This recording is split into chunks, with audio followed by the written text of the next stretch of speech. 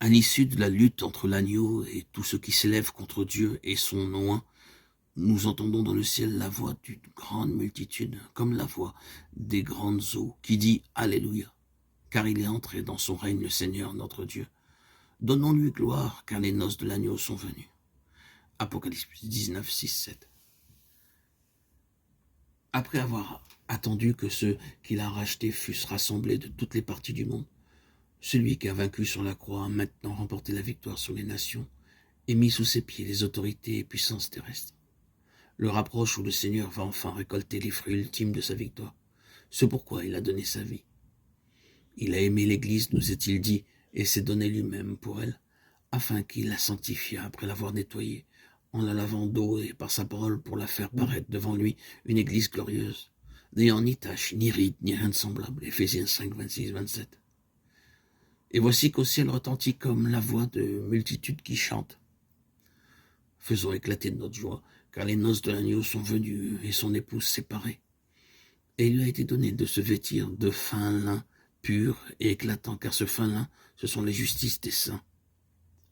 Apocalypse 19, 11, 12. Les cieux s'ouvrent à nouveau et le Fils de l'homme paraît.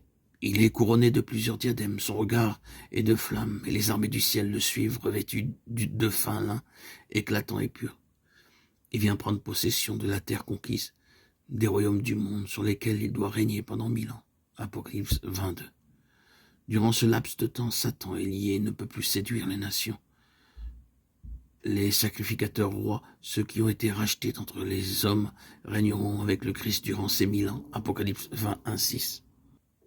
Par-delà le millénium et le jugement dernier, par-delà la destruction du dernier ennemi, la mort.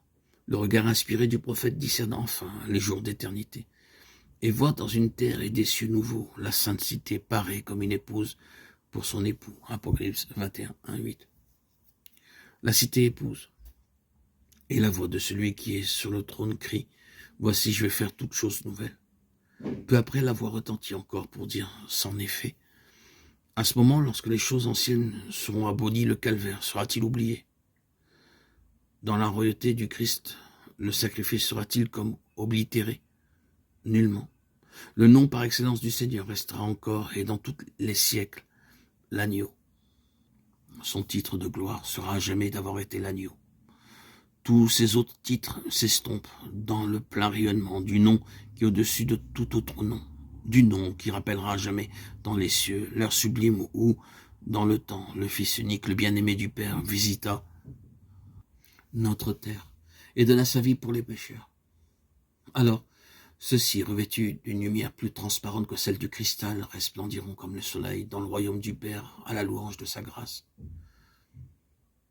Les noms des apôtres qui furent ici-bas, les compagnons du Christ et qui posèrent les fondements de l'Église en annonçant au monde la croix de Christ dans le mépris et l'ignominie, seront gravés sur les fondements de la sainte cité. Ses habitants seront ceux dont les noms sont écrits dans le livre de vie et de l'agneau immolé dès la fondation du monde. Apocalypse 21, 27. Ceux qui, par leur communion à la mort et à la vie de résurrection de l'agneau, ont été faits semblables à lui. Je ne vis point de temple, car le Seigneur Dieu Tout-Puissant en est le temple, ainsi que l'agneau.